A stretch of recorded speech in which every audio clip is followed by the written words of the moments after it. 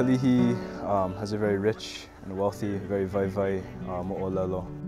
Papahana o Moku, or Earth Mother, and Wakea, or Sky Father, actually made their home here at Kilohana, which is one of the highest mountain peaks in this valley, in this ahupua'a, on the ridge known as Kahawiki.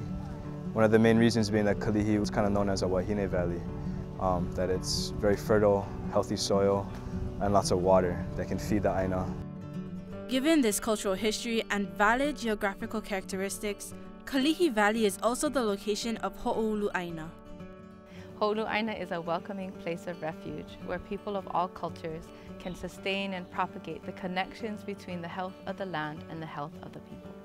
O ka hā o ka ʻāina ke ola o ka poʻe, the life of the people and the breath of the land, these are two things that are actually one thing. That olelo noʻeau helps to remind us that the land is really what feeds and nourishes. The breath of the land in all its ways, the ʻāina, the soil. The land breathing is what allows us to breathe. And sometimes we kind of suffocate the land. And so we're trying our best to let the land breathe, to help us to breathe better. This ideological shift and perspective has been shared with all visitors of Hoʻoulu ʻāina and continues to reframe and validate the value of land as it relates to a holistic view of resource and health. We've been taught to consume, we've been taught to sort of take what we can from the land and not give anything back. And as we've been learning here at Hoʻoulu ʻāina, it's a reciprocal relationship between us and the land. It's essential for both of our survivals. So I think that's definitely being restored in me, and I think everyone here. Some people work the land, some people don't, but I think generally we all came from the land, everyone, no matter where they're from and what their culture is. We all rely on the land, of course, to survive. And coming back here and you see the people that come here, you see the people that work here, it's bringing a lot of different cultures together. In a community like ours, which is probably not that different from many communities where the cultural divides can be violent and difficult and painful and confusing, that the ʻāina, the plants, even just the sense of love is a way for all of those cultures to come together. Along with this sense of unification and collaboration is also a realistic understanding of potential solidarity when beginning to physically practice aloha ʻāina.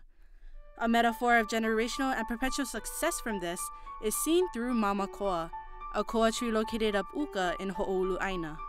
Mama Koa being this one lone elder koa tree that remained in a forest that had been overtaken by invasive species, and that over time in clearing the weeds, clearing those invasive species that had taken over the ʻāina around Mama Koa, and creating the space for the cultivation of new life, that a number of the keiki started to pop up.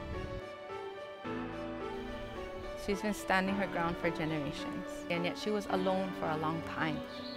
She was alone for a long time, and yet all we had to do was take young ones in and clear around underneath her, and all her babies started coming up. Our kupuna understood that koa, that one word, embodying both that being of a warrior as well as that value and that the courage it takes to do what a warrior is born and what is kuleana is to do.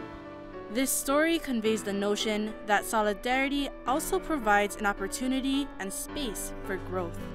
You have to be able to hear it to make a difference. You have to answer that call, and it's a brave choice. We're all struggling. It's a slow process, and yet one person can make a huge difference.